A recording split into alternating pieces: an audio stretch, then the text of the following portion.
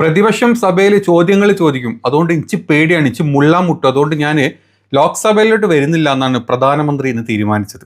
ഇനി ലോക്സഭയിലോട്ട് വരേണ്ട പ്രധാനമന്ത്രി ദൈവമേ, നിങ്ങൾ വന്നു കഴിഞ്ഞാൽ പ്രതിപക്ഷം ചോദ്യങ്ങൾ ചോദിക്കും, നിങ്ങളെ ചിലപ്പം ആക്രമിക്കാനൊക്കെയുള്ള ചാൻസ് ഉണ്ട്. അതുകൊണ്ട് നിങ്ങൾ വരണ്ടെന്നും കൂടെ പറഞ്ഞു കൊടുത്ത് ആര്? നമ്മുടെ ഓം ബിർള, നമ്മുടെ സ്പീക്കർ. ഇതാണ് ഇന്ത്യയുടെ ഇപ്പോഴത്തെ അവസ്ഥ. കോൺഗ്രസ് पार्टी के कई सदस्य माननीय प्रधानमंत्री जी के आसन पर पहुंचकर कोई भी अप्रत्याशित घटना कर सकते थे। अगर ये घटना हो जाती तो ये अत्यंत अप्रिय देश के लोकतांत्रिक परंपराओं को तार तार कर देता। इसको टालने के लिए मैंने माननीय प्रधानमंत्री से आग्रह किया कि उन्हें सदन में नहीं आना चाहिए. അതായത് പത്രങ്ങൾക്ക് മുമ്പിൽ ഓഹോ ഒരിക്കൽ പോയി ഇരുന്ന് കഴിഞ്ഞാൽ ഒരു ചോദ്യം ചോദിക്കുമ്പോൾ വെള്ളം കുടിക്കും, അതല്ലെങ്കിൽ എണീറ്റ് പോകും. ഇതിനുശേഷം പത്രങ്ങളുടെ മുമ്പിലോട്ട് പോയിട്ടില്ല. ഇനി എപ്പോഴെങ്കിലും ആണ്ടിലും സംക്രാന്തിക്ക് മാവേലി വരുന്ന പോലെ ഒന്ന് വന്നെങ്കിലായി, എവിടെ നമ്മുടെ പാർലമെന്റിലോട്ട് വന്നെങ്കിലായി.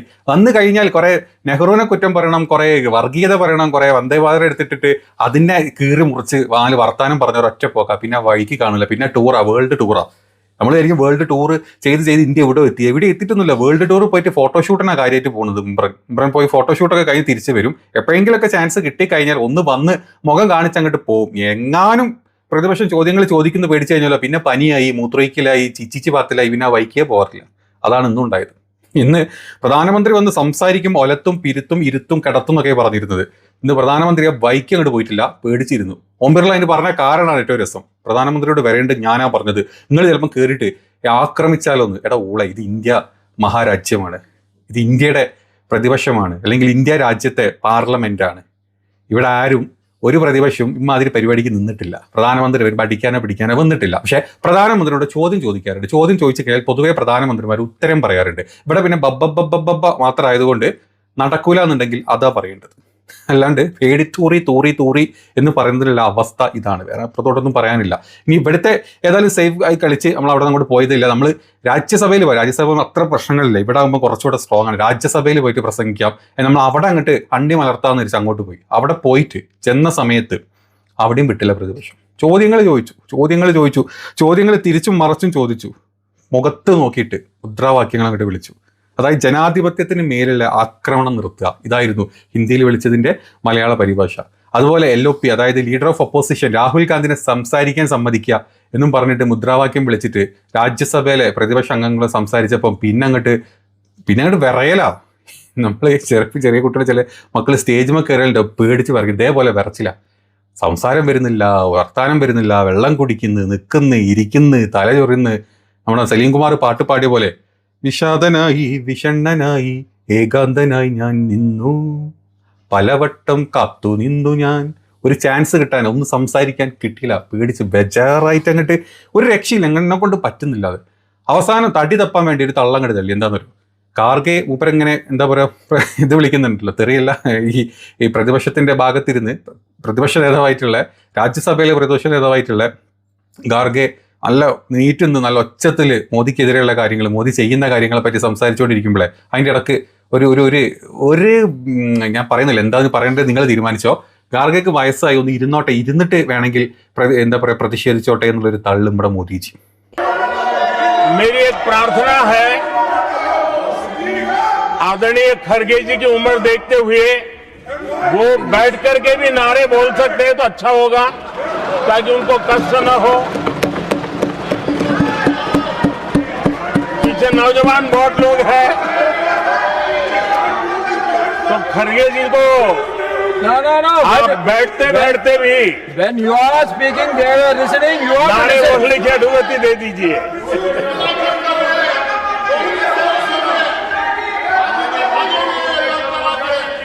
കേട്ടല്ലോ നിങ്ങൾ. പറയുന്ന ആള് ഇവിടെ മധുര 17 കഴിഞ്ഞ് നിൽക്കുക, 75 ആയി. 75 കഴിഞ്ഞാൽ ഇവരുടെ എന്താ പറയുക തറവാട്ട് വക ഒരു പ്രസ്താവന ഉണ്ട്. 75 കഴിഞ്ഞാൽ പിന്നെ നമ്മൾ ഈ പരിപാടികളൊക്കെ നിർത്തിയിട്ട് കാശിക്ക് പോകണം എന്നുള്ളത്. അതുപോലും ഇല്ലാണ്ട് ഇപ്പോഴും ഇങ്ങനെ പിടിച്ച് നിൽക്കുകയാണ്. നമ്മൾ പറയുന്ന മധുര 17കാരനെ, മധുര 17 10-75 വയസ്സായി. ഏത് നേരത്തും മനുഷ്യന്മാരെ സ്ഥിതിയായി. എങ്ങനെയാണ് ഏതാണെന്നും പറയാൻ പറ്റില്ല. നീ ഗാർഗയ്ക്ക് 19-25 വയസ്സായിട്ടുണ്ടെങ്കിൽ അയാൾ ഇപ്പോഴും ആ ഒരു ആർജവത്തോടെ അവിടെ നിന്ന് സംസാരിക്കുന്നുണ്ടെങ്കിൽ, തന്നെ കൊണ്ടൊന്നും ഒരു പത്രമാധ്യമങ്ങളുടെ മുമ്പ് പോയിട്ട് പിടുങ്ങാമണി വിറയ്ക്കാണ്ടെന്ന് സംസാരിക്കാൻ പറ്റാത്ത അവസ്ഥ ഉണ്ടെങ്കിൽ, ഈ പറഞ്ഞ നീണ്ടല്ലോ സ്വയം ഇങ്ങനെ ചിന്തിക്കണം. നമ്മുടെ പ്രധാന ഇങ്ങനെ ചിന്തിക്കണം, ഇങ്ങനെ ചൂണ്ടുന്നതിന് പകരം ഇങ്ങനെ ചൂണ്ടി സംസാരിക്കണം. എന്തിന് പറ്റും എന്നെ ഒരാളെ മുമ്പിൽ പോയി സംസാരിക്കാൻ പറ്റില്ല. എൻ്റെ അതായത് 300 അംഗങ്ങളുള്ള എൻ്റെ പ്രതിപക്ഷം ഇരിക്കുന്ന 240ഓളം പ്രതിപക്ഷം മാത്രം ഇരിക്കുന്ന 300 അംഗങ്ങൾ ഞങ്ങളുള്ള പാർലമെന്റിൽ എനിക്ക് സംസാരിക്കാൻ പേടിയാണ്. അങ്ങനെ ഇതൊക്കെ കഴിഞ്ഞിട്ട് പ്രതിപക്ഷം അവസാനം വാക്കൗട്ട് ചെയ്ത് സഭയിൽ നിന്ന് ഇറങ്ങിപ്പോയി. അത് കഴിഞ്ഞപ്പോൾ നമ്മൾ ഫ്രീ ആയി. പിന്നെ നമ്മളെ ചോദ്യം ചെയ്യാൻ ആരുമില്ലല്ലോ. നമ്മൾ പിന്നെ ഇനി വിശ്വഗുരു, നമ്മൾ ഇതുവരെ വിശ്വ ചക്കഗുരു ആയിരുന്നു പാർലമെന്റിൽ, അതായത് നമ്മുടെ രാജ്യസഭയിൽ. ഈ പ്രതിപക്ഷം അങ്ങോട്ട് ഇറങ്ങിപ്പോയി കഴിഞ്ഞപ്പോൾ ഇനി നമ്മളാണ് വിശ്വഗുരു. ഇവിടെ ഇരിക്കുന്ന മൊത്തം സംഘ അടിമകൾ വിശ്വഗുരു എന്ത് മൊഴിഞ്ഞാലും പറഞ്ഞാലും ജയ ശ്രീറാം വിളിക്കുന്ന അടിമകൾ മാത്രമായി. പിന്നെ അങ്ങോട്ട് പ്രസംഗം തുടങ്ങിയത്. डेवलप कंट्रीज एक डेवलपिंग कंट्री के साथ डील करता है ना, वो अपने आप में भी अर्थ जगत के लिए एक बहुत बड़ा डील है। और मेरे लिए नई बात नहीं है।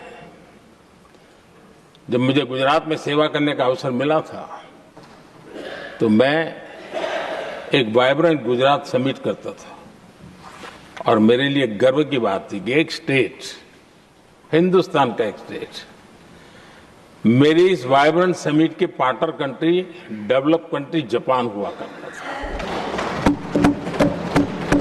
एक राज्य ने सामर्थ्य दिखाया था, आज मेरा देश ये सामर्थ्य दिखा रहा है। പ്രസംഗമാണ് ഏറ്റവും രസം. ആദ്യത്തെ 10 മിനിറ്റിൽ കഴിഞ്ഞ 12 വർഷം കൊണ്ട് ചെയ്തു തീർത്ത വലിയ വലിയ എന്തോ എടുക്കാൻ പോകാത്ത കാര്യങ്ങളെ പറ്റി വാചാലനായി സംസാരിച്ചു. 10 നിമിഷം കഴിഞ്ഞല്ലേ, 10 മിനിറ്റ് കഴിഞ്ഞപ്പം പിന്നെ പഴയതുപോലെ തന്നെ നമ്മുടെ കോൺഗ്രസ് മന്ത്രിമാരെ കുറ്റം പറയുക, കോൺഗ്രസ് മുൻ പ്രധാനമന്ത്രിമാരെ കുറ്റം പറയുക, ഇവരെ കുറ്റം പറയുക, ഇവരെ ചീത്ത പറയുക, ഇവരെ മോശം പറയുക, ഈ പരിപാടി മാത്രമായി. പിന്നെ നമ്മളെ സ്വയം കുറേയോട് പൊക്കി. ഞാൻ പ്രസംഗത്തിൻ്റെ കുറച്ച് ഭാഗങ്ങളെ പറ്റി നമുക്ക് സംസാരിക്കാം. അതായത് പ്രസംഗത്തിൻ്റെ ഉള്ളടക്കം, പ്രധാനമന്ത്രി തൻ്റെ 12 വർഷത്തെ ഭരണ നേട്ടങ്ങൾ വെറും 15 മിനിറ്റിനുള്ളിൽ മാത്രമാണ് പറഞ്ഞു തീർത്തത്. ഇനി ഇതൊക്കെ തീർത്ത് കഴിഞ്ഞപ്പം ബാക്കി സമയം മുഴുവൻ കോൺഗ്രസ് സർക്കാരിൻ്റെയും പ്രധാനമന്ത്രിമാരെയും വിമർശിക്കാനാണ് നമ്മുടെ പ്രധാന വിശ്വപുരുഷൻ സമയമെടുത്തത്. മുൻകാല നേതൃത്വങ്ങളെക്കുറിച്ചുള്ള വിമർശനം. 2014 മുമ്പ് ഇന്ത്യ ഭരിച്ച പ്രധാനമന്ത്രിമാർക്ക് കൃത്യമായിട്ടുള്ള കാഴ്ചപ്പാടുകളോ ഇച്ഛാശക്തിയോ ഒന്നും ഉണ്ടായിരുന്നില്ല എന്നാണ് നമ്മുടെ ജി പറഞ്ഞത്. ജി मेरे शब्दों पे भरोसा नहीं तो मैं देश को लोगों को कुछ मत करो, सिर्फ लाल किले से कांग्रेस के प्रधानमंत्रियों के जो भाषण है, सिर्फ उन भाषणों का एनालिसिस कर लो, आपको साफ साफ लगेगा कि न उनके पास कोई सोच थी, न उनके पास कोई विजन था, और न ही कोई इच्छा शक्ति थी। और इसका परिणाम है कि देश को इतना भुगतना पड़ा। അത് സത്യം കേട്ടോ. ഇതിന് മുമ്പുള്ള ആളുകൾ ആരുടെ മുമ്പിലും തല കുനിക്കാനും ഷൂ നക്കാനും തള്ളാനും പിടിക്കാനും ആസനം പൊക്കാനും പിന്നെ ചില പ്രത്യേക ഫയലുകളിൽ വരാനും ഒന്നും മുൻ പ്രധാനമന്ത്രിമാരൊന്നും പോയിട്ടില്ല. ആ ക്രെഡിറ്റ് മൊത്തം നമ്മുടെ ജിക്ക് തന്നെ കൊടുക്കണം. അതെ, ഇങ്ങനത്തെ ക്രെഡിറ്റുകളൊക്കെ ജിക്ക് തന്നെ. അത് എവിടെ പോയിട്ട് വേണമെങ്കിലും ഒരു ഉളുപ്പില്ലാണ്ട് ഷൂ നക്കി ആസനം നക്കി ഫയലുകളിലൊക്കെ ഞങ്ങൾ പേര് നേടി ഡാൻസ് കളിച്ച് പാട്ട് പാടി ഞങ്ങൾ ചില കാര്യങ്ങൾ അടിച്ചെടുത്തിട്ടുണ്ട്.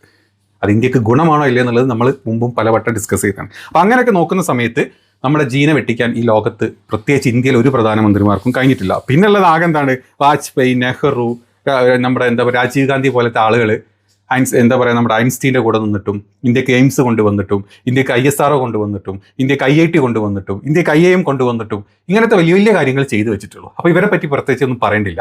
അമേരിക്കൻ പണം ഇങ്ങോട്ട് വരുമ്പോഴോ നിങ്ങൾ ഇങ്ങോട്ട് വന്നോ തിരിച്ചു പോകേണ്ട ഞാൻ തീരുമാനിച്ചോളാം എന്ന് പറഞ്ഞ ഇന്ദിരാഗാന്ധിയൊക്കെയാണ് നമുക്കുള്ളത്. അപ്പം ഇവർ ഇങ്ങനത്തെ ചെറിയ ചെറിയ കാര്യങ്ങളൊക്കെ ചെയ്തിട്ടുള്ളൂ. പക്ഷേ നമ്മൾ കസരത്തിന് നമ്മൾ കഴിഞ്ഞിട്ട് എന്തുള്ളൂ, ആ കസരത്ത് നമ്മൾ അടിപൊളിയായി ചെയ്യാറുണ്ട് സംഘികളുടെ മുമ്പിൽ. അതുകൊണ്ട് ആ ക്രെഡിറ്റ് പ്രധാനമന്ത്രിനെ എടുത്തോട്ടെ, നമ്മൾ അതിനെ ഒന്നും പറയുന്നില്ല. ഇനി സാമ്പത്തിക വിശകലനത്തെ പറ്റി നമുക്ക് സംസാരിക്കാം.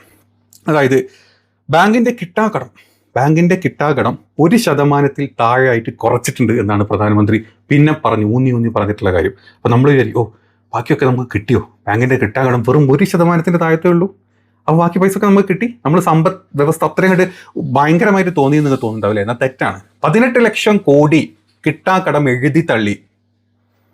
നമ്മുടെ 18 ലക്ഷം കോടി കിട്ടാക്കടം എഴുതി തള്ളി നമ്മുടെ നാട്ടിലെ പണക്കാർ എടുത്ത് മുട്ടിച്ച് നമ്മുടെ എല്ലാവരുടെയും കാശ് കിട്ടാക്കടമായിട്ട് എഴുതി തള്ളിയിട്ട് അത് 1% താഴത്ത് കൊണ്ട് നിർത്തി നമ്മുടെ രാജ്യം ഭരിക്കുന്ന പ്രധാന വാഴകൾ. എന്നിട്ട് ഇപ്പുറത്ത് വന്നിട്ട് ചിലക്കുകയാണ് 1% താഴെ ബാങ്കിൻ്റെ കിട്ടാകടത്തിലോട്ടെത്തി നമ്മൾ സമ്പദ് വ്യവസ്ഥ മെച്ചപ്പെടുത്തിയത്. ഉളുപ്പുണ്ടോ എന്ന് ചോദിക്കൂലേ? ചോദിക്കണം, ഉളുപ്പുണ്ടോ എന്ന് തന്നെ ചോദിക്കുന്നു.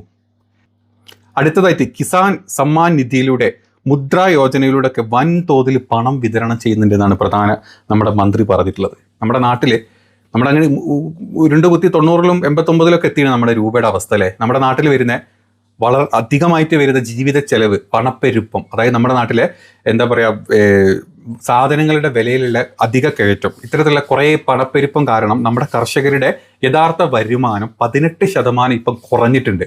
2014 18% നമ്മുടെ കർഷകരുടെ വരുമാനം കുറഞ്ഞു. എന്നിട്ടാണ് ഇവിടെ വന്നിട്ട് നമ്മൾ എഴുതി തള്ളി നമ്മളിങ്ങനെ വിതരണം ചെയ്യുന്നു എന്നുള്ള പച്ചക്കള വിളിച്ച് പറയുന്നത്. പിന്നെ വിദേശ നയത്തിൽ മോദി ഇല്ലെങ്കിൽ, ഇന്ത്യ ഇല്ലെങ്കിൽ ഒരു ചുക്കും ചുണ്ണാമ്പും നടക്കൂല എന്നാണ് പറഞ്ഞത്. സത്യം പറഞ്ഞാൽ ചുക്കും ചുണ്ണാമ്പും പോയിട്ടേ ഒരു പൂഴിത്തരി പോലും അല്ല ഇന്ത്യ വിദേശ എന്താ പറയുക നമ്മുടെ കാഴ്ചപ്പാടുകളുടെ അല്ലെങ്കിൽ വിദേശ നേതാക്കളുടെ മുമ്പിൽ എന്നുള്ളത് നമ്മൾ കഴിഞ്ഞ 10 വർഷം കൊണ്ട് തെളിയിച്ചിരിക്കണം. അതിന്റെ ചില ഭാഗങ്ങൾ നമുക്ക് നോക്കാം. अमेरिका के साथ अभी अभी हुआ जो ट्रेड डील हो और पूरा विश्व खुल करके इस ट्रेड डील का तारीफ कर रहा है. अमेरिका के साथ ट्रेड डील होने के बाद विश्व को और भरोसा हो गया कि जो स्थिरता के एहसास हो रहा था अब गति का भी एहसास होने लगा है. विश्व के लिए शुभ संकेत. इसका सबसे बड़ा लाभ हमारे देश के नौजवानों को. ഭാരതം ഗ്ലോബൽ സൗത്ത് രാജ്യങ്ങളുടെ ശബ്ദമായിട്ട് മാറിയിട്ടിരുന്ന മോദി അവകാശപ്പെട്ടിട്ടുള്ളത്. കോമഡി പറയല്ലേ. ട്രംപ് ഇങ്ങോട്ട് ചാടറ കുഞ്ഞിരാമ ഇങ്ങോട്ട് ചാട്ട, ഇങ്ങോട്ട് ചാടറ അങ്ങോട്ടൊരു ചാട്ട. പിന്നെ കണ്ട വാതിലൊക്കെ പോയി മുട്ടി നാണം കെട്ട് വരുന്നത് വേറെ വർത്താനം. എന്നിട്ടാണ് നമ്മൾ ഗ്ലോബൽ സൗത്ത് ലീഡറായിട്ട് മാറി. ഉളുപ്പുണ്ടോ അങ്ങനെയൊക്കെ തള്ളാൻ? ഉളുപ്പുണ്ടോ കുറച്ചെങ്കിലും? അതിൻ്റെ കൂടെ കുറച്ച് ഭാഗങ്ങൾ കേട്ടാ. ഇറാൻ പോലുള്ള രാജ്യത്തിൻ്റെ വിഷയത്തിൽ ഇന്ത്യ എന്താ ചെയ്തത്? ഇന്ത്യ ഇറാനെ UN പോയിട്ട് സപ്പോർട്ട് ചെയ്തൊരു വോട്ട് ചെയ്തു. വേറെ ഇന്ത്യക്ക് അമേരിക്കക്കെതിരെ അല്ലെങ്കിൽ ഇമാന പരിപാടികളൊക്കെ ചെയ്യുന്ന ഇന്ത്യക്ക് അമേരിക്കക്കെതിരെ എന്തെങ്കിലും പറയാൻ പറ്റുമോ? അമേരിക്ക ഇന്ത്യയുടെ ചമ്പാർ തുറമുഖത്തിൽ ഒരു ഉപരോധം കൊണ്ടുവന്നപ്പം ഈ ഒരു ചെറുവരൽ പിട്ടുകാമണി വരച്ചില്ലേ? എന്തെങ്കിലും ചെയ്തോ? ആ പ്രൊജക്റ്റ് ഇട്ട് വരാനല്ലേ തീരുമാനിച്ചത്? 10,000-1,200 കോടി മുടക്കി പ്രൊജക്റ്റ് ഇട്ട് വരാനല്ലേ തീരുമാനിച്ചത്? എന്നിട്ടാണോ ഗ്ലോബൽ സൗത്തിന്റെ ഉണ്ണാക്കാനായത്? നമ്മൾ വെറുതെ എന്തിനമ്മാതിരി തള്ളുന്നത്? ഏറ്റവും ലേറ്റസ്റ്റ് ആയിട്ട് നിങ്ങൾ ചിന്ത അമേരിക്കയുടെ ട്രേഡ് കരാറിന്റെ അവസ്ഥ എന്താ? അമേരിക്ക പറഞ്ഞു, നമ്മൾ കേട്ടു. അമേരിക്ക ആദ്യം ഒന്ന് പറഞ്ഞു നമ്മൾ കേൾക്കില്ല എന്ന് പറഞ്ഞു. അവസാനം നമ്മൾ മുട്ട് മടക്കി പോലെ വളഞ്ഞ് ഷൂ നക്കി.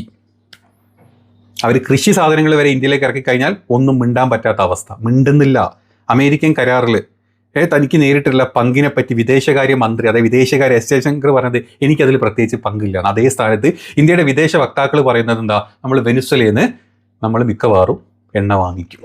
Not directly with me, because that's being handled by Commerce and Industries Minister Piyush Goyal. What we have is, the Prime Minister and the President had their conversation. There were some announcements which came out of it.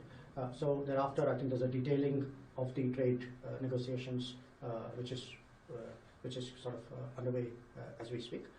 So that's really where things are. It's hard for me to say, because I think the Commerce Minister would know that better, because he is the person who's actually engaging USTR, Jameson Green, on this. ऊर्जा आपूर्ति के संबंध में भारत ने कई मौकों पर सार्वजनिक रूप से कहा है कि 140 करोड़ भारतीयों का हित, उनकी ऊर्जा सुरक्षा सुनिश्चित करना हमारी सरकार की सर्वोच्च प्राथमिकता है. इस लक्ष्य को प्राप्त करने के लिए बाजार स्थितियों और बदलते अंतर्राष्ट्रीय घटनाक्रमों के अनुरूप अपनी ऊर्जा स्रोतों में विविधता लाना हमारी रणनीति का मूल आधार है. भारत के सभी कदम इस बात को ध्यान में रखकर उठाए गए हैं और भविष्य में भी उठाए जाएंगे. റഷ്യയുടെ എണ്ണ വാങ്ങിക്കൂല്ലേ ചോദിച്ചാൽ ഞാൻ മിണ്ടുന്നില്ല. റഷ്യ പറയും ഞങ്ങളോട് ആരൊന്നും പറഞ്ഞിട്ടില്ല. വാങ്ങിക്കൂല്ലേ അറിയില്ല, മിണ്ടുന്നില്ല, പേടിയാണ്.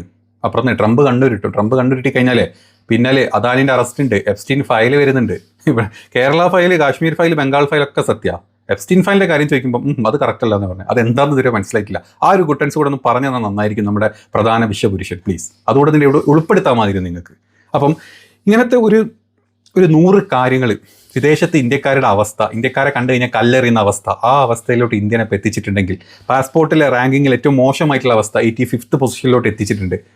ഇങ്ങനെയൊക്കെ നമ്മൾ ലോക ഹ്യൂമൻ ഇൻഡെക്സിൻ്റെ ലെവലെടുത്ത് നോക്കി 100ൻ്റെ അപ്പുറത്ത്, ഹങ്കർ ഇൻഡെക്സിൽ 100ൻ്റെ അപ്പുറത്ത്, ഹാപ്പിനെസ് ഇൻഡെക്സിൽ 100ൻ്റെ അപ്പുറത്ത്, എന്തെടുത്തു കഴിഞ്ഞാൽ 100ൻ്റെ അപ്പുറത്ത്. എന്നിട്ട് ഇവിടെ വന്ന് ഒടുക്കത്തെ തള്ളുക.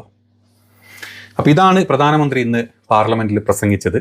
സംഘികൾക്കും മറ്റ് പിന്നെ പ്രതിപക്ഷം അവിടെ ഇല്ല, പ്രതിപക്ഷം വർക്കൗട്ടായിട്ട് ഇറങ്ങിപ്പോയത് കൊണ്ട് വിശ്വപുരുഷൻ്റെ കള്ളക്കഥകൾ ഇങ്ങനെയൊക്കെ പറഞ്ഞ് അങ്ങ് പോയി.